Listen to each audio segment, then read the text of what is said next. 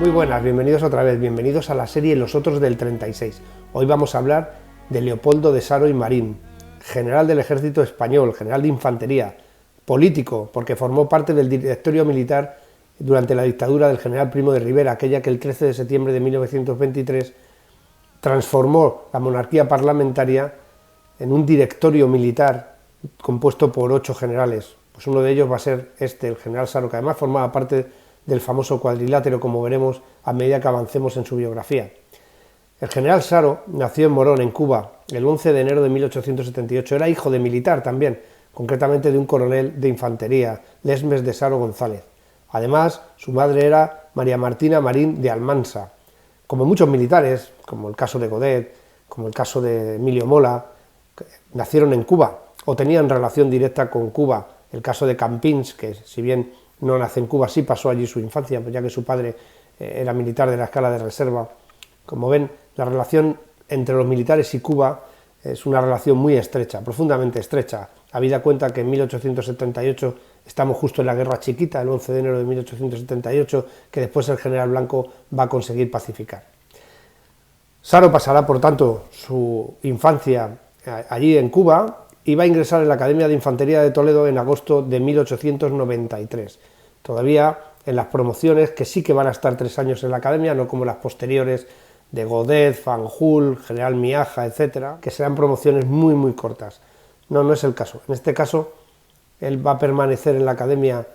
los 3 años, ingresará, como decimos, en agosto de 1893 y saldrá segundo teniente en junio de 1895. Algunas veces ustedes me preguntan la diferencia entre un alférez y un segundo teniente. El empleo de alférez se empleaba fundamentalmente con fines académicos, aunque ha habido momentos de la historia de España, por ejemplo, en la época del desastre de Anual, sí que había alféreces de la escala de reserva. Luego no se llamaban segundo tenientes, sino alférez. El alférez tenía una estrella de 6 puntas. Ese empleo académico, ha ido perdurando en el tiempo y ha durado hasta nuestros días. Incluso pues hace 15 años existía todavía, o hace 10 años existía todavía el empleo para militares que estaban en activo. Bien, su primer destino va a ser el Regimiento de Canarias, allí va a estar en el primer batallón y va a ir directamente, ya que en 1895 empieza la última de las guerras en Cuba, la tercera guerra. Los mambises vuelven a sublevarse, esta vez dirigidos por José Martí, el líder, un abogado, líder de la insurrección, que además, debido sobre todo a su poca pericia militar y su poca experiencia, va a causar baja prácticamente en los primeros días de la guerra, con lo cual pues dejará en manos de sus generales pues el curso del conflicto, ¿no? que llevarán a cabo pues con un tipo de combate muy típico de lo que es un grupo de insurrectos, ¿no? Un combate asimétrico, un combate basado en la guerrilla, en las emboscadas, en los ataques por sorpresa, luego escondiéndose en el bosque o tratando, en el bosque, en la selva, mejor dicho, y tratando siempre de ser apoyados por la población civil, por parte de la población civil. Bueno, pues allí, en un batallón expedicionario de este regimiento canario, va a embarcar hacia la isla de Cuba, se va a encontrar con su padre de nuevo, porque seguía allí destinado, concretamente en la provincia de Santa Clara. Va a entrar en combate por primera vez en las provincias de Cartagena y Cienfuegos, y ahí enseguida va a mostrar su capacidad en el mando como jefe de una sección de infantería. Y desde allí, en el mes de abril, se dirigirán a Matanzas, a la ciudad de Matanzas. Así estará con su regimiento expedicionario, concretamente hasta 1896, hasta el mes de septiembre, para ser exactos, donde pasará destinado al regimiento de Saboya. Con el regimiento de Saboya va a intervenir en la jurisdicción de Colón, una plaza cubana, y allí va a combatir sin descanso durante varios meses, porque la guerra se va a ir recrudeciendo a medida que van pasando pues, los años, ¿no? 95, 96, 97, hasta finalizar en el año 1898 con la intervención de Estados Unidos, que ya estaba azuzando, sobre todo mediante la prensa amarilla, la prensa dirigida por Pulitzer, que era un periodista norteamericano que bueno, pues utilizó mucho, vamos a decir entre comillas, las fake news de aquella época, para plantear a los españoles como pues, prácticamente unos asesinos, despiadados, etcétera, etcétera. Algunas malas políticas o no acertadas políticas de Valeriano Bayler azuzarían más todavía, si cabe, este tipo de prensa, y que iba también muy motivada porque el sindicato del tabaco en Estados Unidos estaba muy interesado, evidentemente, en todo lo que estaba pasando en la isla cubana, habida cuenta de que la materia prima que llegaba a Estados Unidos para el tema del tabaco, pues venía de esta isla, que no dejaba de ser una provincia española en este momento. Se va a seguir distinguiendo en combates, hasta el punto de que recibirá la Cruz al Mérito Militar con distintivo rojo por unas acciones en la plaza de Matanzas. De esa manera va a ascender a primer teniente, ascenderá por antigüedad en el mes de julio de 1897. Al mismo tiempo, por petición, se le va a abrir juicio contradictorio para ascenso por méritos de guerra cuando era segundo teniente, luego le vendrá el ascenso a primer teniente por méritos de guerra después de haber ascendido por antigüedad. De esa forma conmutará el ascenso por méritos de guerra por una Cruz de María Cristina. O sea, lo que hacían era un cambio. En la biografía de Sanjurjo, los que hayan visto la biografía verán que se da el mismo caso. Hay un ascenso por méritos de guerra cuando él estaba a punto de ascender, sobre todo esto pasaba en el empleo de teniente, y lo va a conmutar por una Cruz de María Cristina, que muchas veces eran pensionadas, lo que significaba que ya de por vida cobrarían un tanto por estar en posesión de dicha cruz. En 1898 va a tomar parte en el ataque al campamento de Nueva Habana,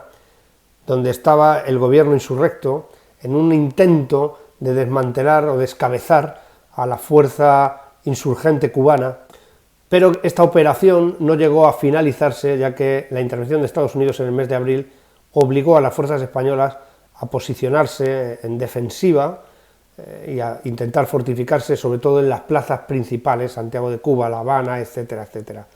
Precisamente en ese mes, en el mes de abril, en la fortificación de Nuevitas, va a estar resistiendo durante todo el mes el bombardeo y el ataque de los norteamericanos junto con su unidad. Él estaba, como decimos, en el regimiento Saboya y era primer teniente del regimiento. El 14 de julio se suspenden las hostilidades, se firma una especie de armisticio y ya en el mes de septiembre las tropas poco a poco se van a ir reagrupando en La Habana, derrotados, después de haber firmado la paz, hambrientos muchas veces, muy enfermos muchos de ellos, para embarcar hacia la península. Allí se va a incorporar a la zona de reclutamiento de Madrid. Es el problema de la llegada, de la vuelta de Cuba, que va a vivir en sus propias carnes aquel teniente Saro, primer teniente, a pesar de haber alcanzado gloria en Cuba y de haber sido condecorado varias veces, no solo con la Cruz Roja al Mérito Militar, sino como también hemos visto con la Cruz de María Cristina. La llegada a España es tremendamente triste, los militares son tratados con cierto desprecio, no se entiende en varios sectores de la sociedad, sobre todo en los sectores de la burguesía que tenía grandes intereses en Cuba, que no se haya luchado más, que no se haya peleado más para intentar sostenerse en la isla. Y bueno, pues esto evidentemente va a afectar y va a fomentar el victimismo entre los oficiales del ejército español y sobre todo en aquellos que habían servido en Cuba. En 1899 volverá al regimiento de Canarias, su regimiento de origen, que tenía guarnición en Madrid, a pesar de llamarse regimiento de Canarias, en realidad estaba ubicado en Madrid, y allí pasará los siguientes años. Años ya de tranquilidad, después de la guerra de Cuba no hay conflictos sobre la mesa. En 1906 tiene lugar la conferencia de Algeciras, como ustedes saben. Allí las grandes potencias van a poner en juego su geoestrategia, su geopolítica, y España, que es una potencia totalmente menor, sobre todo después de la pérdida de los últimos territorios de ultramar, pues va a tener que ceder a lo que le van a imponer, que es que tenga que ocupar la parte norte de Marruecos, una pequeña franja donde se encuentra el Rif y la Yebala, y que está habitada por antiguas tribus bereberes. Esta posición de debilidad va a implicar que España se vea envuelta en un conflicto que duraría desde 1909 prácticamente, donde se desatan las hostilidades en la zona de Melilla, hasta su pacificación en 1927, en una guerra de 18 años, muy cruenta, donde los oficiales españoles, parte de los oficiales españoles, se van a bregar y van a adquirir una experiencia y una forma de entender no solo la milicia, sino también la vida y la política, que sería crucial en la historia de España. Saro, no obstante, como gran parte de los militares, que en este momento están en unidades que se han reducido en el número de personal, unidades que muchas veces solamente tienen a los oficiales y un 15 o un 20% de la tropa que deben tener, porque se ha licenciado a todo el mundo que volvía de Cuba, se mantienen los mismos regimientos que existían, se mantienen las mismas divisiones, pero no hay números para poder cubrir sus plantillas. Por tanto, los oficiales no tienen nada que mandar, prácticamente quedan en una situación en la que muchos de ellos se dedican a la literatura, se dedican a otros menesteres o buscan otras aficiones u otras ocupaciones, ya que el trabajo no les llena lo suficiente. Esto es el caso de Saro, como fue el caso de Sanjurjo y como es el caso de otros muchos militares que vuelven de Cuba. En 1900, pues como decimos, va a formar parte de la Sociedad Militar de Excursiones, que estaba enfocada en el estudio de España en todos sus aspectos, tanto militar como topográfico, científico, histórico, etcétera, etcétera. Una forma de que una parte de los militares participaran de la cultura española desde su punto de vista, ¿no? En 1902 va a ser destinado al batallón de cazadores de las Navas.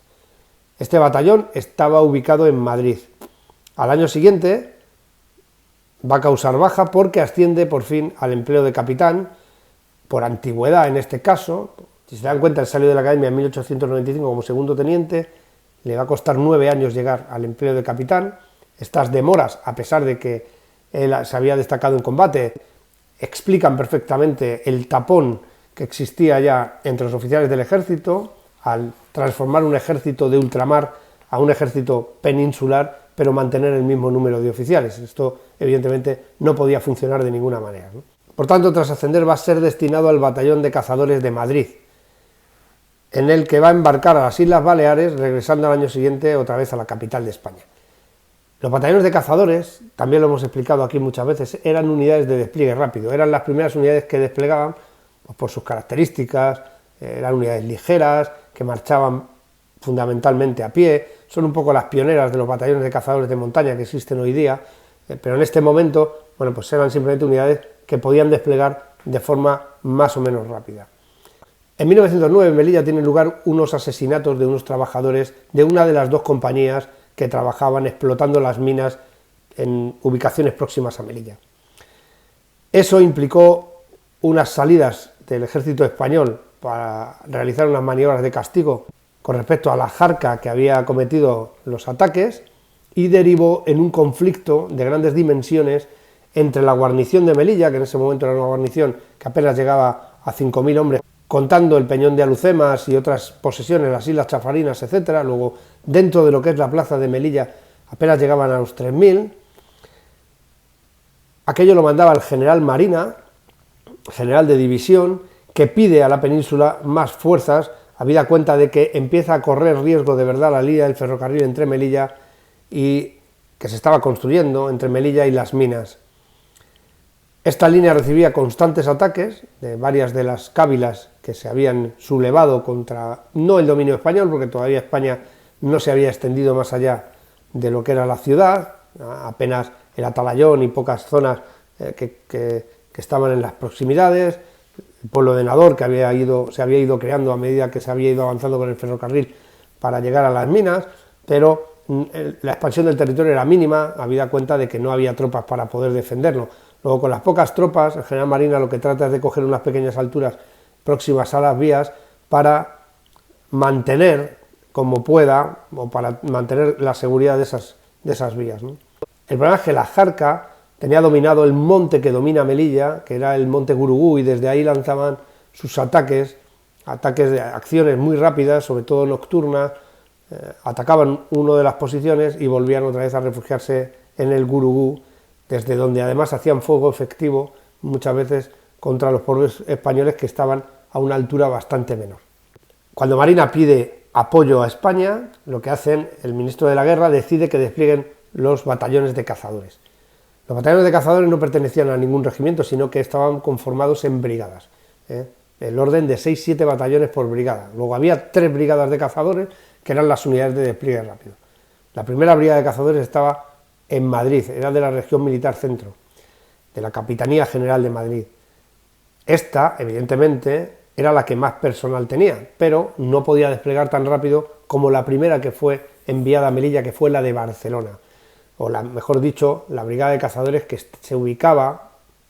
como guarnición en Barcelona, Zaragoza y toda la región militar que comprendía Cataluña. Aparte, como digo, tenía algún batallón en Zaragoza. Se van a reunir en Barcelona y serán enviados en transatlánticos a la plaza de Melilla. ¿Qué ocurre en Barcelona? Bueno, todas las unidades del ejército en ese momento estaban, como hemos dicho, en un tanto por ciento reducido. ¿Por qué? No había dinero para pagar los 6 años de servicio militar que debía cumplir cada mozo que era llamado a filas. Como saben, se hacía un servicio militar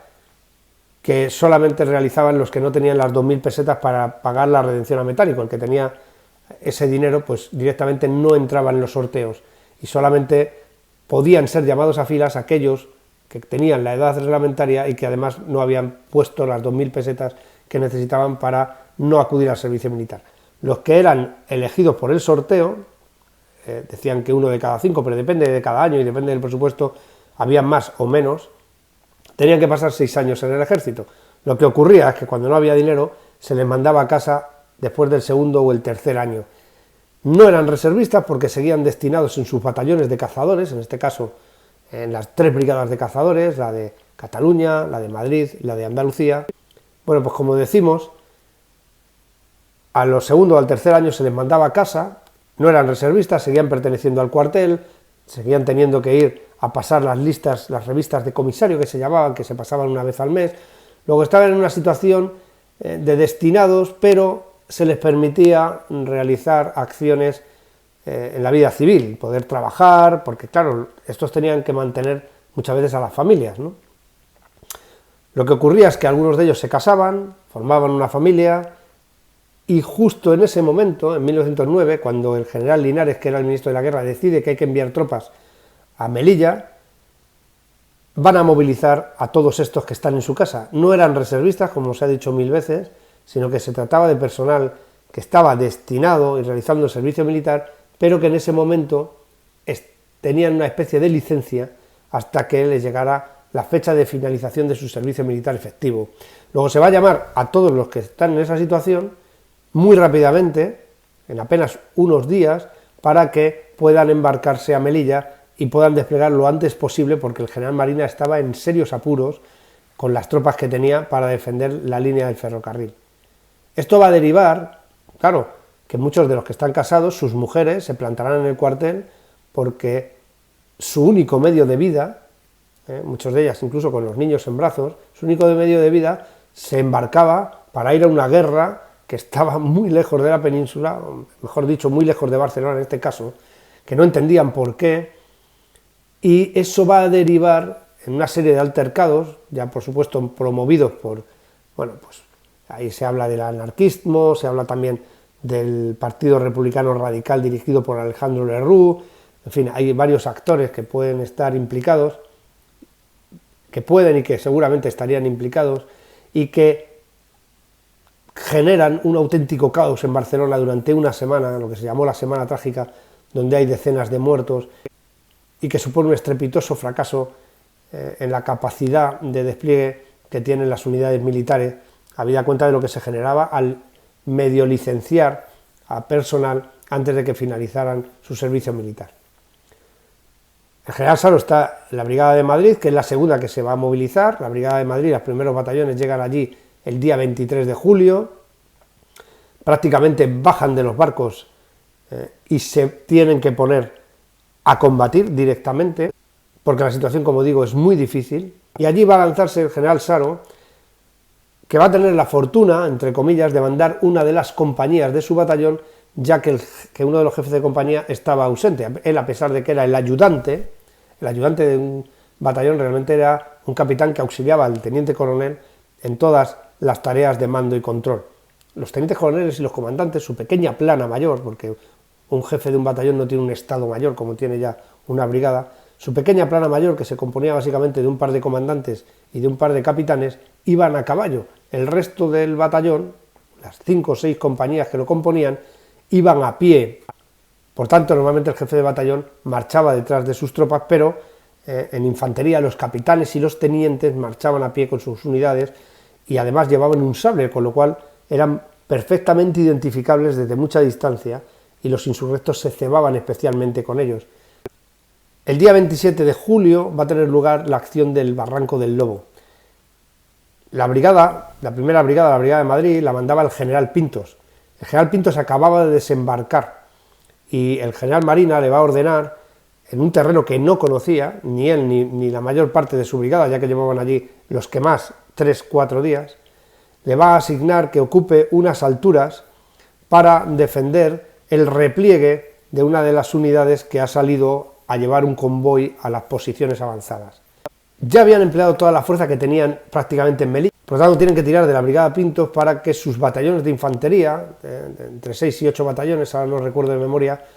se van a ir dividiendo en dos partes para ocupar dos de las alturas, con la mala suerte de que los batallones que están en el flanco izquierdo, para ocupar una de las alturas, tienen que atravesar un barranco que no habían observado desde la distancia y que no se habían percatado de la dificultad de la bajada al barranco para luego poder volver a coger la altura. El problema es que se baja al barranco, pero una vez que se deciden a subirlo, a subir hacia arriba, al barranco del Lobo, se encuentran que la subida es muy dificultosa y que los rifeños prácticamente están haciendo tiro al plato con las tropas españolas. Los oficiales tratan de liderar a la tropa poniéndose y exponiéndose muchísimo, de tal manera que van cayendo poco a poco, y eso es lo que va suponiendo también es que se vaya generando el caos entre algunas de las compañías. El capitán Saro va a mantener a su compañía todo el tiempo bien cohesionada, el propio general Pintos, que va por ese flanco izquierdo,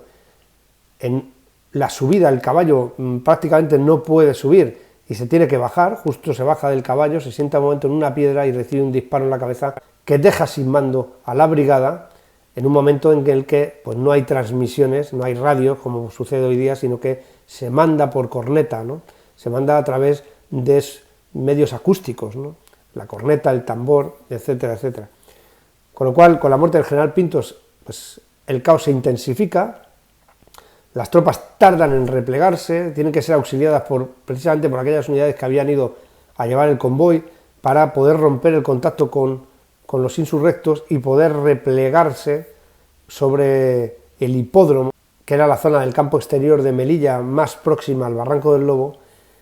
pero supone en cualquier caso un auténtico desastre, que a pesar de que al principio se habla de 100 y pico muertos y apenas un par de centenares de heridos, luego a la larga, y una vez que se estudia en profundidad el desastre del Barranco del Lobo y que se va averiguando cuál es el número real de bajas,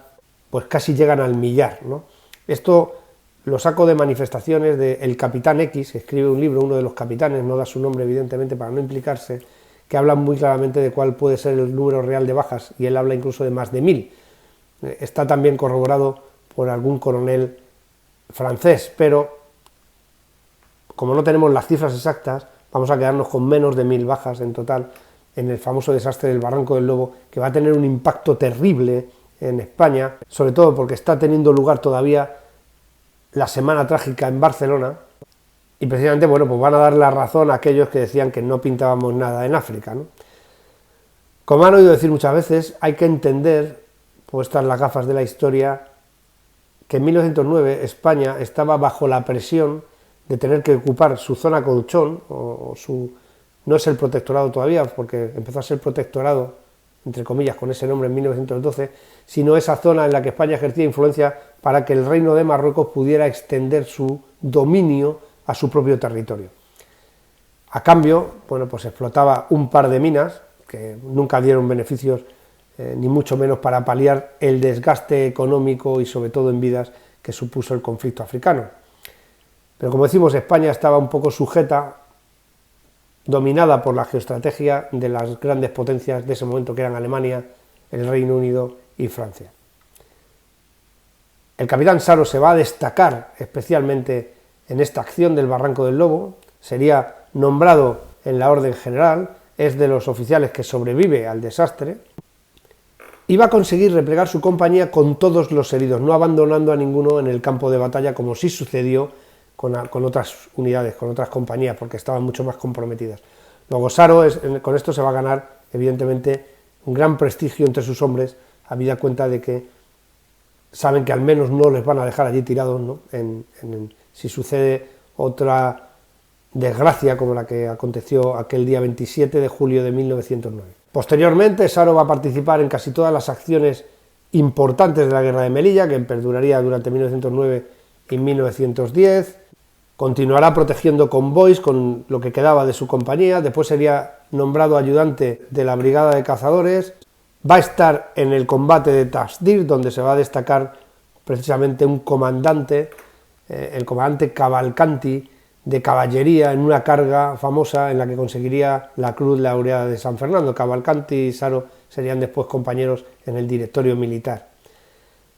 Se le van concediendo menciones honoríficas y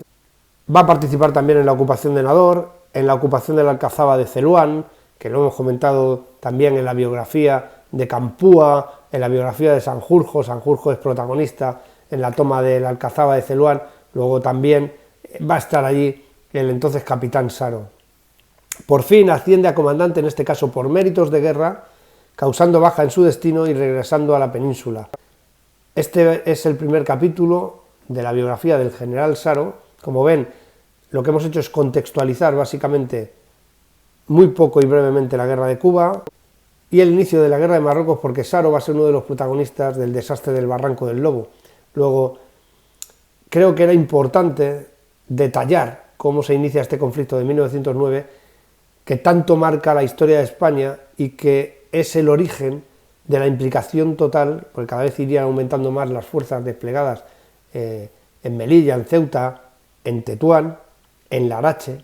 en Alcazalquivir. Cada vez, como digo, irá aumentando más el número de fuerzas, España se irá implicando más, España irá implicando más parte de su presupuesto en el conflicto africano, y una serie de oficiales que empiezan casi todos ellos en estas fechas, 1909, después de la guerra del Caire, en 1912, 1914, en fin, en todos los pequeños conflictos y en los grandes conflictos que se van dando en el territorio, y donde muchos de los militares van a conseguir realizar carreras meteóricas con ascensos que muchas veces se iban sucediendo uno tras otro hasta llegar al generalato, ¿no? Saro es uno de estos ejemplos, como iremos viendo en las partes sucesivas. Muchas gracias por ver los vídeos, por darle al me gusta, gracias por contribuir con los comentarios, gracias por ser comprensivos. YouTube ha decidido que el vídeo capítulo número 52 de Hacia la Guerra Civil, que detallaba el episodio de Casas Viejas, sea un vídeo catalogado como de violencia extrema. Por eso muchos de ustedes que han intentado acceder al vídeo les pide la tarjeta de crédito, incluso a algunos de ustedes, para que se identifiquen como que son mayores de edad.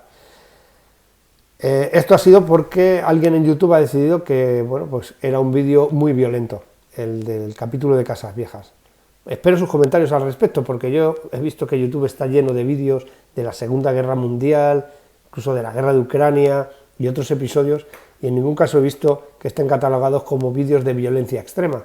Bueno, pues les agradecería si me hacen ustedes comentarios al respecto, porque estoy un tanto perplejo, porque el vídeo de Casas Viejas, como digo, capítulo 52 de la serie Hacia la Guerra Civil,